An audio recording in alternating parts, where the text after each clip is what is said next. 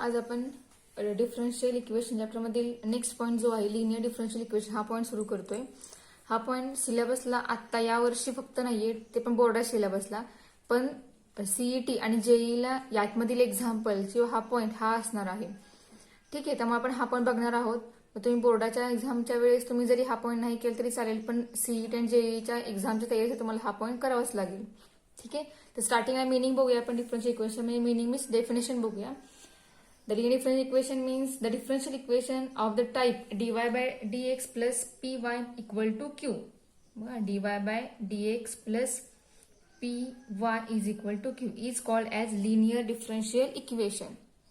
जे equation differential equation या type मध्ये असणार आहेत त्या इक्वेशनला म्हणायचं लिनियर डिफरन्शियल इक्वेशन. त्यामध्ये पी आणि क्यू हे जे दोन आहेत ते काय आहेत, तर वेअर पी अँड क्यू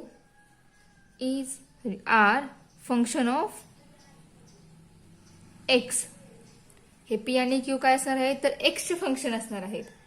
ठीक आहे, मग जर डिफरन्शियल इक्वेशन या टाइपमध्ये असेल तर पी आणि क्यू हे एक्सचे फंक्शन असतील, पण ते जर लिनियर डिफरन्शियल इक्वेशन वेगळ्या फॉर्ममध्ये असेल, वेगळ्या फॉर्ममध्ये म्हणजेच कोणत्या, तर dx upon dy plus p into x is equal to q, अशा फॉर्ममध्ये जर ते इक्वेशन असेल, हे सुद्धा लिनियर डिफरन्शियल इक्वेशनच आहे आणि हे सुद्धा काय आहे, तर लिनियर डिफरन्शियल इक्वेशनच आहे.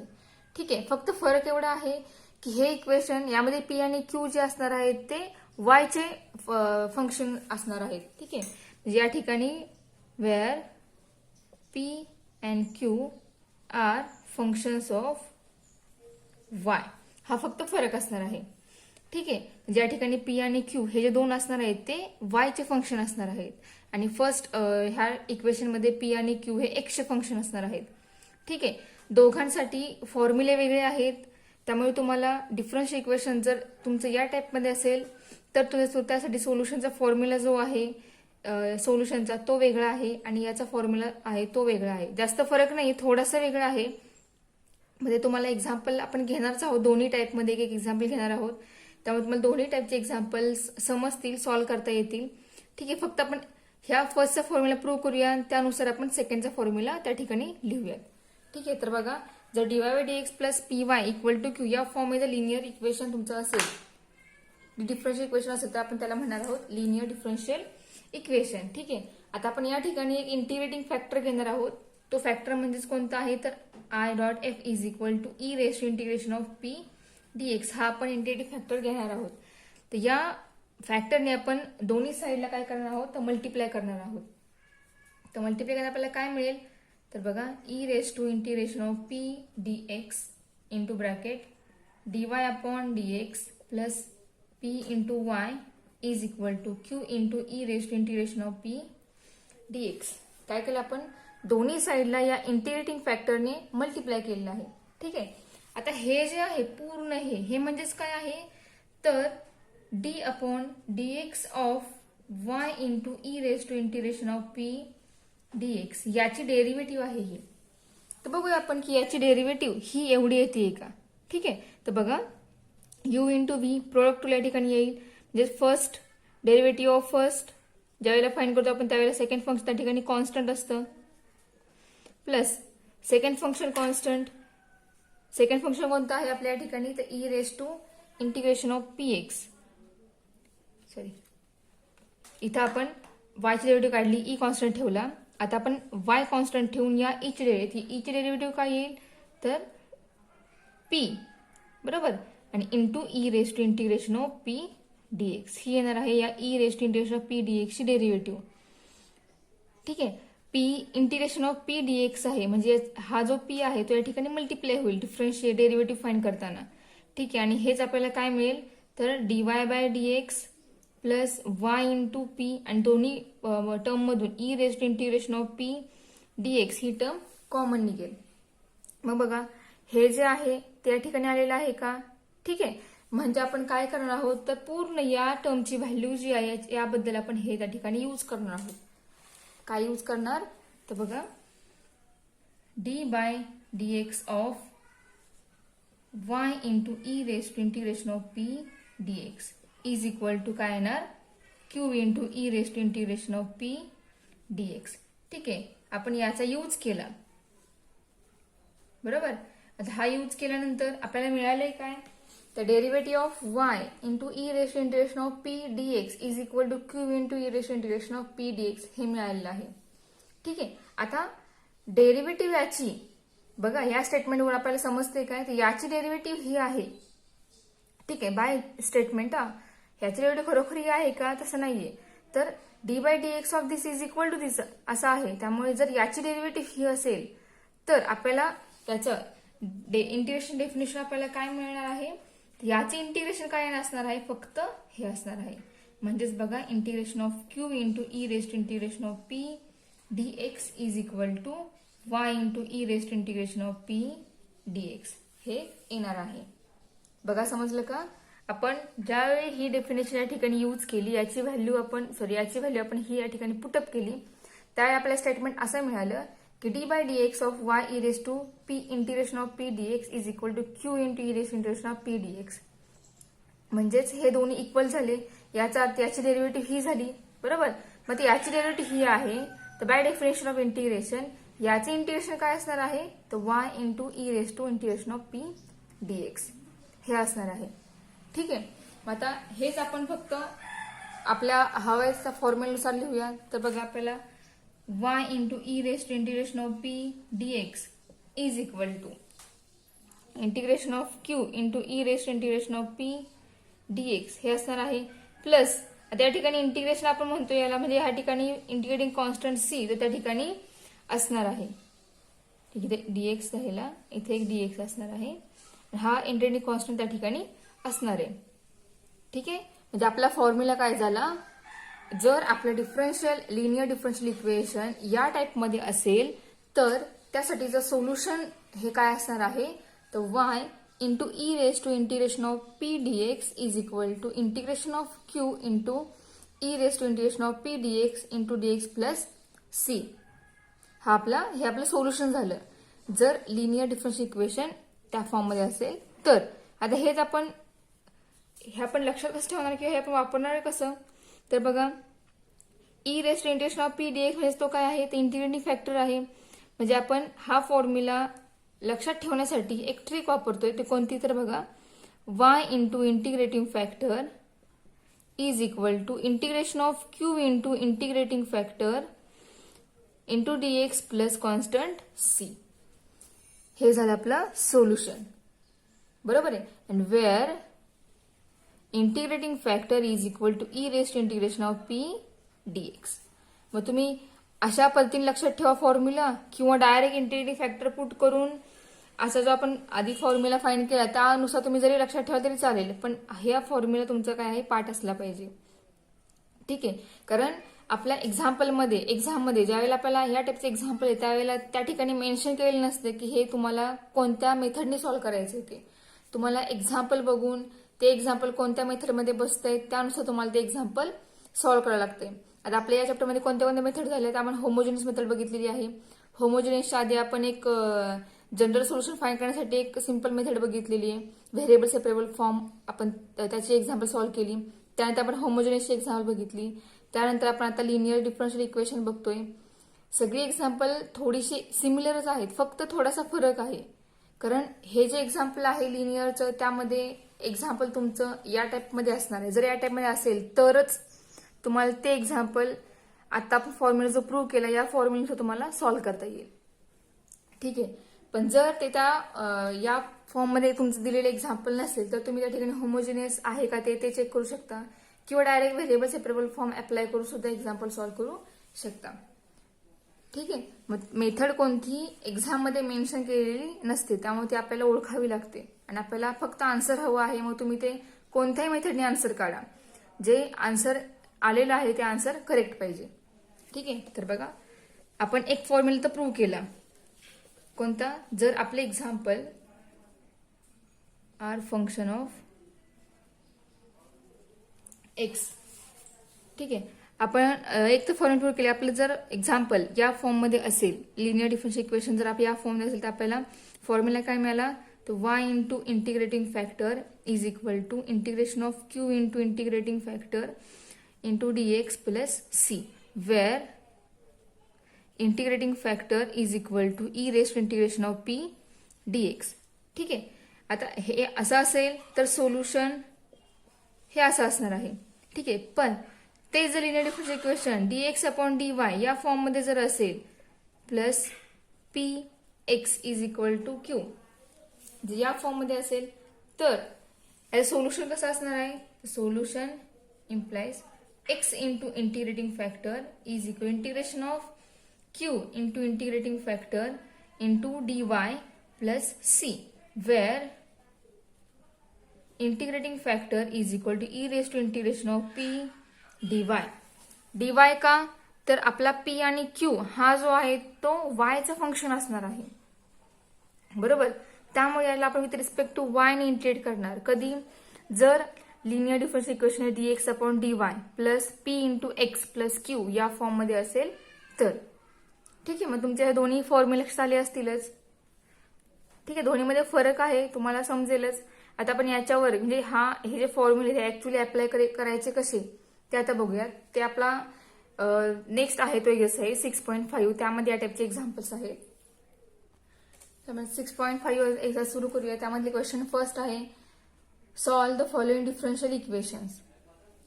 ठीक आहे. त्यामधील एक्झाम्पल आहे dy by dx plus y upon x equal to x cube minus 3. हे फर्स्ट एक्झाम्पल आहे क्वेश्चन नंबर फर्स्ट मधीलच. तर आपण हे सॉल्व्ह करूया आता. तर स्टार्टिंगला आपण दिलेल्या एक्झाम्पलला इक्वेशन नंबर 1 कन्सिडर करूयात. ठीक आहे. आता बघा हे एक्झाम्पल आहे आपल्याला या ठिकाणी दिसतंय की हे एक्झाम्पल लिनियर डिफरन्शियल इक्वेशन आहे पण कोणत्या टाईपचं तर बघा ते कशा प्रकारे लिहायचं ते. This is linear differential equation of the form dy upon dx plus p into y is equal to Q. p हा कॅपिटल असणार आहे. बघा या फॉर्म मध्ये आहे का तर dy बाय dx ऑलरेडी आहेच. 1 अपॉन एक्स आहे त्याला मल्टिप्लाय y आहे. बरोबर. म्हणजे p इंटू y आला is equal to q. Q म्हणजे हे. ठीक आहे. आता बघा तुम्हाला आपल्याला स्टार्टिंग सांगितलेलं काय तर या फॉर्ममध्ये जे एक्झाम्पल असेल त्या फॉर्ममधले p आणि q हे काय असणार आहेत तर फंक्शन असणार आहेत कुणाचे एक्सचे. तर बघा आहेत का p 1 अपॉन एक्स आहे आणि q ची व्हॅल्यू एक्स क्यूब मायनस 3 आहे म्हणजे p आणि q हे एक्सचे फंक्शन झाले. ठीक आहे. मग तुम्हाला याच्यावरूनच समजेल की हे p आणि q ची व्हॅल्यू कशी ओळखायची आणि फाइंड कशी करायची ते. ठीक आहे. तर बघा आता या ठिकाणी आपण व्हॅल्यू लिहूया where p is equal to 1 upon x and q equal to x cube minus 3. ठीक आहे. अँड इट्स सोल्युशन हे सोल्युशन कसं असणार आहे तर its solution is y into integrating factor is equal to integration of q into integrating factor into dx plus c. हा असणार आहे याचा फॉर्म्युला म्हणजे हे असणार आहे सोल्युशन या एक्झाम्पलचं. याला आपण सेकंड इक्वेशन कन्सिडर करूयात. सो वेअर इंटिग्रेटिंग फॅक्टर म्हणजेच कोण आहे आपला तर e raise to integration of p dx हा फॉर्म्युला आहे. पुट करूया e raise to integration of p ची व्हॅल्यू काय आहे तर 1 अपॉन एक्स आहे इंटू dx. ठीक आहे. This is equal to e raise to 1 upon x integration log x येतं. बरोबर आहे. आता लॉग एक्स आहे तर लॉग एक्स या लॉगचा पण बेस जो ज्या वेळेला काही नसतो त्यावेळेला तो बेस ईच असतो. ज्या वेळेला बेस आणि ही टर्म ह्या दोन टर्म ज्या वेळेला सेम असतात त्यावेळेला ते लॉग आणि तो ई कॅन्सल होतो आणि शिल्लक राहतो फक्त एक्स. हा लॉगचा रूल आहे. तुम्ही हवंय तर एकदा 11th मधील लॉगरिथम चॅप्टर जो आहे त्यामध्ये तुम्ही बघू शकता. तर 11th मध्ये तुम्हाला लॉगरिथम चॅप्टर सेपरेट नव्हता तो मर्ज केलेला आहे कशामध्ये चॅप्टरमध्ये का त्यामुळे तुम्ही बघा तुम्हाला लॉगचे रूल त्यावेळेला लगेच कळतील. त्यानुसार आपल्याला या ठिकाणी व्हॅल्यू मिळाली आहे एक्स म्हणजे आपला इंटिग्रेटिंग फॅक्टर झाला एक्स. आता व्हॅल्यूज पुट करूयात आपल्या फॉर्म्युल्यामध्ये y into therefore equation two become y into integrating factor x आहे is equal integration of q into q आपला कोण आहे तर एक्स क्यूब मायनस 3 हा क्यू आहे into x minus x cube minus 3 into integrating factor x आला plus integrating constant c. ठीक आहे. आता आपण dx राहिला हे dx लिहूया प्लस सी. आता एक्स मल्टिप्लाय करूयात ब्रॅकेटमध्ये आणि मग इंटिग्रेशन फाइंड आउट करूयात. X y is equal to integration of x into x cube x raise to 4 3 into x into d x plus constant c. Integration of x raise to 4 किती येणार आहे तर x raise to 5/5 minus x square upon 2 plus constant c. हे मिळालं आपल्याला x y is equal to. ठीक आहे, म्हणजे आपल्याला आन्सर काय मिळालं बघा. आपण सगळ्या टर्म एकत्र लिहूयात. तर बघा x raise to 5/2 minus x square upon 2 ही टर्म आपण या साईडला लिहूयात. काय होईल निगेटिव्ह होईल इज इक्वल टू सी. ठीक आहे, आपल्याला आन्सर काय मिळालं x raise to 5/5 minus x square upon 2 3 राहिला इथे 3 आहे सॉरी. तर मग 3x square upon 2 minus x y is equal to c. हे आपल्या एक्झाम्पलचं सोल्युशन आहे आणि याला म्हणायचं this is general solution of given example. याला म्हणजे जनरल सोल्युशन. ठीक आहे, आपण या स्टेपचा अजून एक एक्झाम्पल बघूया. तर बघा सेकंड एक्झाम्पल आहे cos square x into dy by dx plus y equal to tan x. आता या ठिकाणी आपण फर्स्ट एक्झाम्पल सॉल्व्ह केले त्यामध्ये लगेच आपल्याला समजलं होतं की तो कोणता टाईप आहे किंवा तो लिनियर डिफरन्शियल इक्वेशन आहे का कोणत्या टाईप मधला आहे. पण या ठिकाणी आपल्याला लगेच सांगता येत नाहीये की हे लिनियर डिफरन्शियल इक्वेशन आहे का किंवा ते कोणत्या टाईप मध्ये बसता येते. ठीक आहे, सो आपण या ठिकाणी डीवाय बाय डीएक्स ला मल्टिप्लायची टर्म आहे ती आपण टर्म कॅन्सल करूया. त्यानंतर आपल्याला कळेल की हे लिनियर डिफरन्शियल इक्वेशन आहे का किंवा कोणत्या टाईप मध्ये बसता येते. ठीक आहे, आपण काय करणार आहोत या ठिकाणी तर या कॉस स्क्वेअर एक्स ने दोन्ही साइड डिवाइड करणार. So divide both side by cos square x comma we get. आपल्याला काय मिळेल तर dy by dx plus y upon cos square x is equal to tan x upon cos square x. Multiply केलेले आहे. आता आपल्याला काय होईल ह्या टर्म्स आपल्याला ठिकाणी एकत्र करता येतील. तर बघा d y upon dx plus y into 1 upon cos square म्हणजे आपल्याला मिळेल या ठिकाणी sec square x is equal to tan x upon cos square म्हणजे tan x into cos square म्हणजे 1 अपॉन कॉस स्क्वेअर म्हणजे सेक्स स्क्वेअर एक्स होईल. ठीक आहे, आता बघा आता या ठिकाणी बघून आपल्याला समजते की एक डिफरन्शियल टर्म आहे वाय इंटू एक टर्म आहे आणि second term equal to g term आहे ती या ठिकाणी एक्स व्हेरिएबल मध्ये असलेली टर्म आहे. बरोबर, म्हणजे हे काय आहे तर लिनियर डिफरन्शियल इक्वेशन आहे. So which is linear differential equation of the form. कोणता फॉर्म आहे तर dy by dx plus p into y is equal to q हा फॉर्म आहे. ठीक आहे, सो वेअर पी काय या ठिकाणी तर sex square x and Q किती आहे तर tan x into sec square x.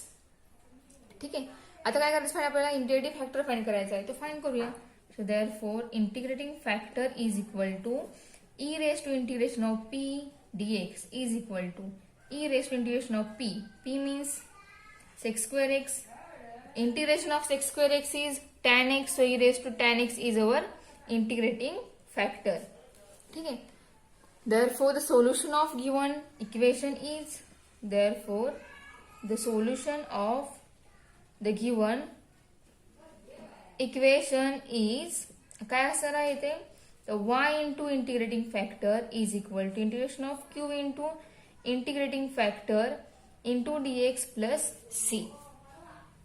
ठीक आहे, तर आपण ऑलरेडी इंटिग्रेटिंग फॅक्टर फाइंड केलेला आहे तर डायरेक्ट पुटअप करूया. So y into e raise to tan x is equal integration of q म्हणजे कोण आहे आपला तर tan x into sec square x आहे इंटू इंटिग्रेटिंग फॅक्टर किती आहे आपला तर e raise to tan x आलेला आहे into dx plus constant C.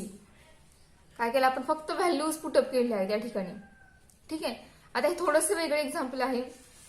आपण या ठिकाणी व्हॅल्यू पुट केल्या तर सी सोडून हे जे आपल्याला मिळालेलं आहे या ठिकाणी आपल्याला हे सॉल्व्ह करावं लागेल. हे सॉल्व्ह केल्यानंतर मग याची व्हॅल्यू आपल्याला जी मिळेल ते आपण या ठिकाणी पुट करणार. सो आपण त्यासाठी आपण या इक्वेशनला इक्वेशन नंबर 2 आणि आपला हे ज्याला आपण जे आपलं लिनियर डिफरन्शियल इक्वेशन आहे त्याला आपण इक्वेशन नंबर 1 कन्सिडर करूयात. हे इक्वेशन नंबर 2. आता या ठिकाणी हे जे पूर्ण आहे इथपर्यंत फक्त सी सोडून फक्त इंटिग्रेशन जे आहे इंटिग्रेशनचा पार्ट त्याला फक्त आपण आय कन्सिडर करणार आहोत. तर बघा तेच आपण सॉल्व्ह करूयात. Consider I is equal to integration of tan x sec square x into e raised to tan x into dx. काय केलं आपण c सोडून जी टर्म आहे ज्यावर इंटिग्रेशन अप्लाय केलेलं आहे त्या टर्मला आपण आय कन्सिडर केलेलं आहे. आता आपण हे जे ज्याला आपण आय मानलेलं आहे ते आपण ते सॉल्व्ह करूयात. तर बघा आपण काय करणार ठिकाणी तर सबस्टिट्यूशन मेथड वापरणार आहोत. त्याशिवाय आपल्याला इंटिग्रेशन हा टर्मचं निघणार नाहीये. So put tan x is equal to t. tan x ला पण टी मांडले आपल्याला आपोआप काय मिळेल तर sec square x dx याची व्हॅल्यू मिळेल dt. ठीक आहे. So therefore I become integration of t into e raise to t into sec square x into dx या दोघांची कंबाईन व्हॅल्यू मिळाली आपल्याला dt. म्हणजे आपल्याला आय मिळाला t into e raise to t. म्हणजेच या ठिकाणी दोन आपल्याला टर्म आणि त्यामध्ये मल्टिप्लिकेशन आहेत. त्यामुळे या ठिकाणी आपल्याला आय बाय पार्ट जो आहे यू इंटू व्ही इंटिग्रेशनचा तो आपल्याला वापरावा लागेल. तर यूज करू या ठिकाणी. काय आहे तो तर return the first into integrate the second minus of integration differentiate the first. बघा आपण याला विथ रिस्पेक्ट टी ने इंटिग्रेट करतोय म्हणजेच आपण इंटिग्रेशन फाइंड करणार सुद्धा विथ रिस्पेक्ट टू टी नेच इंटिग्रेशन फाइंड करणार. सो डेरिव्हेटिव्ह आपण विथ रिस्पेक्ट टू टी नेच फाइंड करणार. Differentiate the first term into integrate the second term. या ठिकाणी प्लस कॉन्स्टंट सी लिहिणार आहे का तर नाही, कारण तो प्लस कॉन्स्टंट सी तो ऑलरेडी आपल्या सोल्युशन मध्ये आपण त्या ठिकाणी मेन्शन केलेला आहे. त्यामुळे आपण या इंटिग्रेशन मध्ये कॉन्स्टंट सी जो या ठिकाणी इंटिग्रेट करणार नाही. तर बघा काय मिळेल आपल्याला t into e raise to t integration e raise to t minus integration of derivative of t is 1 into integration of e raised to t into dt.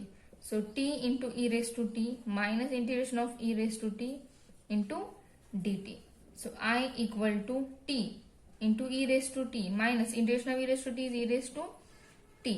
ठीक आहे. दोन्ही मधून काय होतंय e raised to t common निघतोय म्हणजे आपल्याला काय मिळतोय I equal to e raised to t into bracket t minus 1. ही झाली आपली आयची व्हॅल्यू. ठीक आहे. आता आपण ही जी व्हॅल्यू आहे यामध्ये आता टी जो आहे ती आपण कोणाला मांडला होता तर tan x बद्दल टी मांडला होता. तर तो tan x जो आहे तो पण रिप्लेस करूया. तर बघा therefore I equal to e raise to tan x into bracket tan x minus 1. आता हे जे आयची व्हॅल्यू आलेली आहे ती आयची व्हॅल्यू आपण पुन्हा इक्वेशन नंबर 2 मध्ये रिप्लेस करूयात. तर बघा ते आपण या ठिकाणी घेऊयात. Use the value of I in equation 2. We get आपल्याला काय मिळेल तर y into e raised to tan x is equal to e raised to tan x into bracket tan x minus 1 plus c. हे मिळालं आपलं solution. So which is the general solution of the given equation. ठीक आहे. हे जर आपलं general solution given इक्वेशनचं बघा तुम्हाला चांगलं समजलं असेलच. दोन आपण एक्झाम्पल घेतलेले आपण या टाईपचे अजून एक्झाम्पल घेणारच आहोत.